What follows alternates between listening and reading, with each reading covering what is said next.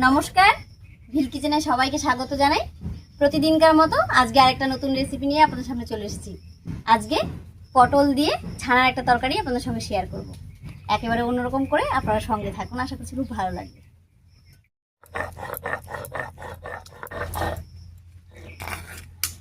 যে কোনো রান্নায় এই মশলাটা করতে কিন্তু সবথেকে বেশি সময় লাগে, তো তার জন্য আজকে আমি প্রথমে মশলাটাই করে নিলাম, তাহলে রান্নাটা খুব তাড়াতাড়ি করে হয়ে যাবে। মশলাগুলো সব করে নিলাম, এবারে উনুন জ্বালিয়ে নেব।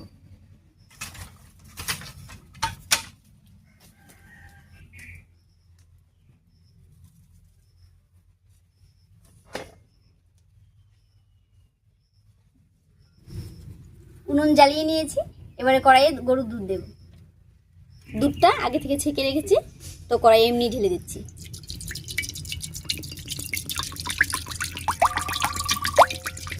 কড়াইয়ে দুধ দিয়ে দিয়েছি, এবারে 1 গ্লাস মতো জল দেব।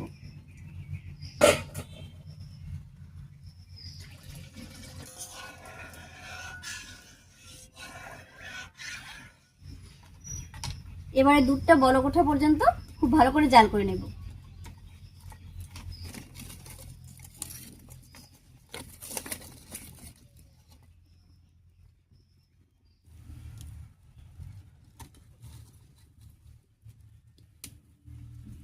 দুধ জাল করে বলক উঠে গেছে, তো এখানে দেখুন আমি নিয়েছি 1 কাপ মতো ছানার জল, আর এই জলের মধ্যে কিন্তু আরো 1 কাপ মতো জল মিশিয়ে নেব, এমনি জল।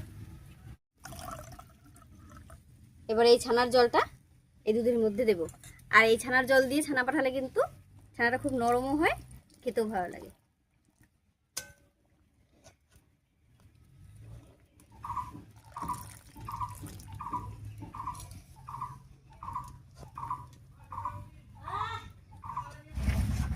এক কাপ মতো ছানার জল দিয়েছি, দুধটা কিন্তু ভালো করে কাটিনি, তো আরো একটু নিয়ে এলাম।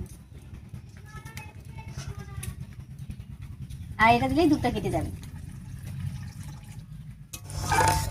আর একটু ছানার জল দিয়ে দিয়েছি, দেখুন আস্তে আস্তে কিন্তু দুধটা কেটে ছানাটা বেরিয়ে যাবে।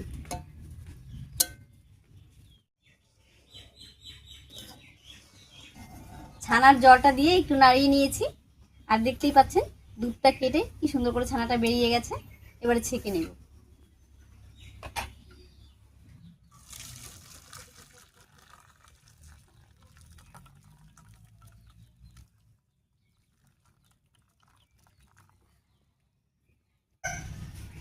এই দুধটা কিন্তু আমাদের বাড়ির গরুর দুধ, আর তার জন্য দেখুন 1 কিলো দুধ থেকে কতটা ছানা বেরিয়েছে।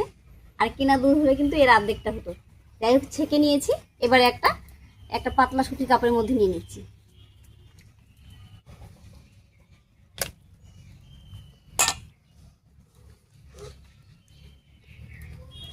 ছানাটা একটা কাপড়ের মধ্যে নিয়ে এরকম মুড়িয়ে নিলাম। এবারে একটু ঘুরিয়ে এখানে রেখে দেবো, একটু ভারী জিনিস দিয়ে চাপা দিয়ে। আর তার জন্য দেখুন এখানে আমি একটা ভারী একটা জিনিস নিয়েছি, আর এটা দিয়ে চাপা দিয়ে রাখবো। আর এরকম ভারী জিনিস দিয়ে চাপা দিয়ে রাখলে ছানার যে জলটা সেটাও তাড়াতাড়ি বেরিয়ে যাবে, আর ছানাটার কিন্তু একটা সুন্দর শেপ হবে। ছানাটা চাপা দেওয়া থাক, আর এই ফাঁকে আমি পটলটা কেটে নিচ্ছি। পটলগুলো দেখুন কত বড় বড়। এর আগে আমি এরকম পটল দিয়ে রান্না করেছিলাম, তো অনেকে বলেছিল কি ঝিঙে, আসলে এটা ঝিঙে নয়, এটা কিন্তু পটলই। দেখুন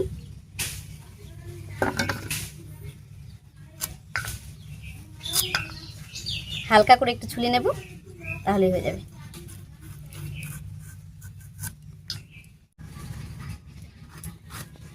পটল হালকা করে ছুলে নিয়েছি, এবার মাঝখানে ভাগ করে নিলাম। এবার টুকরো টুকরো করে নেব।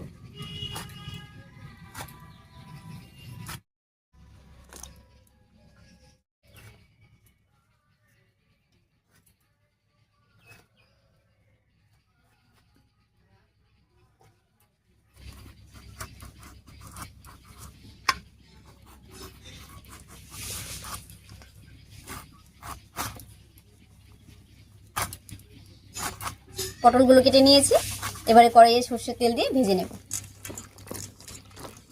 কড়াইয়ে দিয়ে দিচ্ছি সর্ষের তেল। তেলের উপরে দেব একটুখানি লবণ আর একটুখানি হলুদ।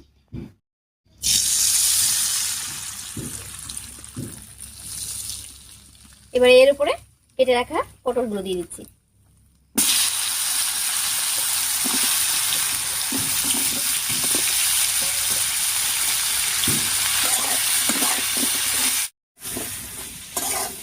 হলুদ লবণ দিয়ে একটু নাড়িয়ে দিয়েছি।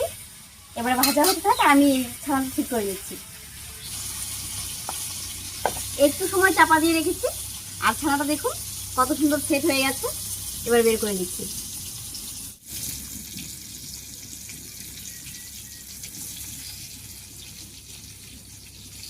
এবারে কেটে নেব।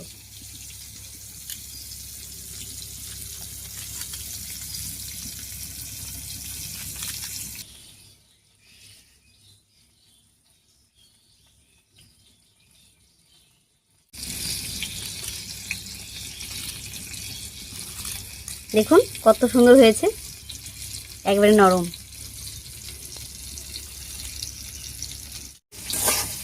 ছানাটা চৌকো শেপ করে কেটে নিয়েছি, আর এদিকে পটলটা ভাজা হয়ে গেছে, পটল নামিয়ে নিচ্ছি।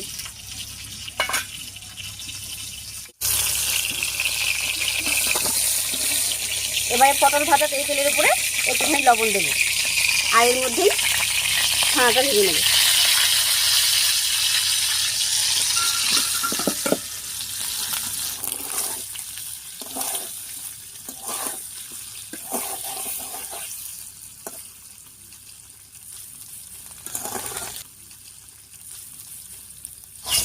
পনিরগুলো লালচে রং ধরিয়ে ভেজে নিয়েছি, এবার নামিয়ে নিচ্ছি। পনিরগুলো ভাজার পর কড়াইয়ে আরো অনেকটা তেল রয়ে গেছে, আর এই তেলের মধ্যেই ফোড়ন দেব। প্রথমে দিয়ে দিচ্ছি দুটো শুকনো লঙ্কা, গোটা গরম মশলা, আর এখানে এলাচগুলো আমি ফাটিয়ে দিয়েছি। দিয়ে দিচ্ছি গোটা জিরা, আর দিয়ে দিচ্ছি তেজপাতা। ফোড়নটা ভাজা হয়ে গেলে এর মধ্যে দেব সেদ্ধ করে রাখা আলু। এখানে দেখুন দুটো আলু আমি সেদ্ধ করে কেটে রেখেছি, দিয়ে দিচ্ছি। আর একটা আলু এরকম হাত দিয়ে ভেঙে দিচ্ছি।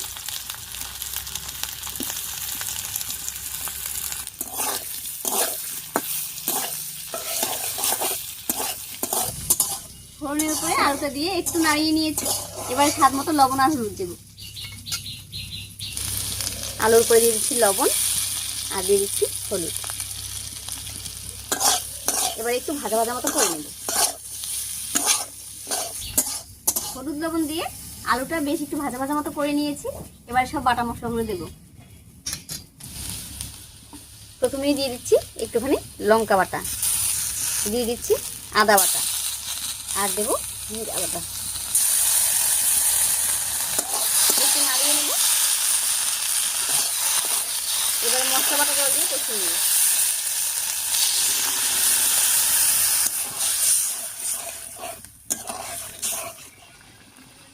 হ্যাঁ,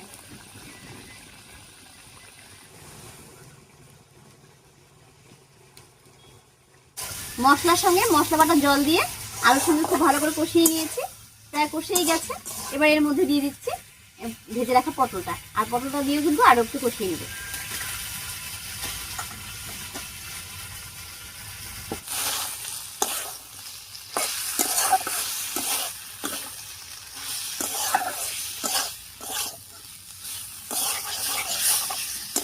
আলুর সঙ্গে পটলটাও খুব ভালো করে কষিয়ে নিয়েছি।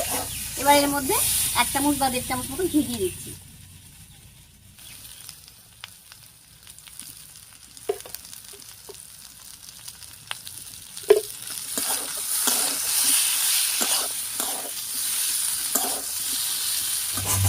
ঘিটা দিয়ে সব কিছুর সঙ্গে খুব ভালো করে মিশিয়ে নিলাম। এবারে ঝোলের জন্য জল দেব।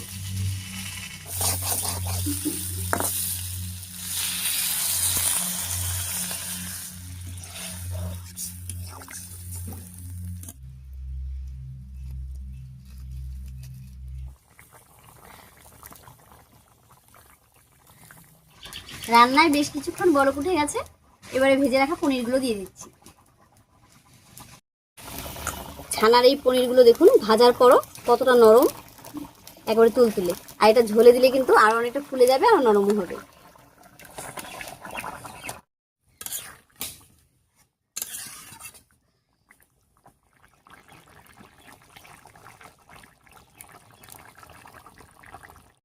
তরকারি একদম রেডি হয়ে গেছে। এবারে 2-3টে চেরা কাঁচা লঙ্কা দেবো, আর দেবো 1 চামচ চিনি, আর 1/2 চামচ মতো গরম মশলার গুঁড়া দিয়ে নামিয়ে নেব। দিয়ে দিচ্ছি 1 চামচ চিনি, আর দেবো 1/2 চামচ মতো গরম মশলার গুঁড়া।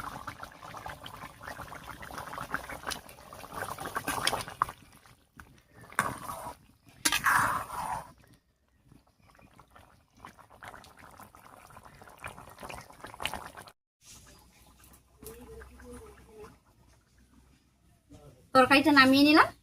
এবারে 2-3 মিনিট ঢাকা দিয়ে রাখবো। রান্না করার সময় কোনো রকম ঢাকা দেয়নি, কারণ আর একটু সেদ্ধ করা ছিল আর পটলটাও ভেজে নিয়েছি, তাই এবার একটু ঢেকে রাখছি।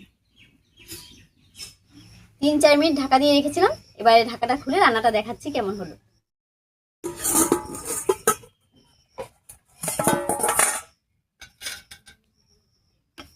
দেখুন রান্নাটা দেখতে কত সুন্দর হয়েছে, আর ছাড়ার পনিরগুলোও কিন্তু খুব সুন্দর লাগবে খেতে।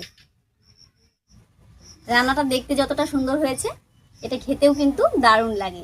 আর শুধু ভাত নয়, রুটি, পরোটা, এমনকি মুড়ির সঙ্গেও কিন্তু খাওয়া যায়। তবে আপনারা অনেক যত্ন করে ছানার তরকারি বা পনির তরকারি রান্না করেন। আমি একেবারে সোজা সাপটা করে রান্না করলাম। আমার রান্নাটা কেমন লেগেছে অবশ্যই কমেন্টে জানাবেন। যদি ভালো লাগে একটা লাইক করে দেবেন এবং চ্যানেলটিকে সাবস্ক্রাইব করে এভাবে আমাদের পাশে থাকবেন। আজ এ পর্যন্তই, আবার দেখা হচ্ছে নতুন কোনো রেসিপি নিয়ে।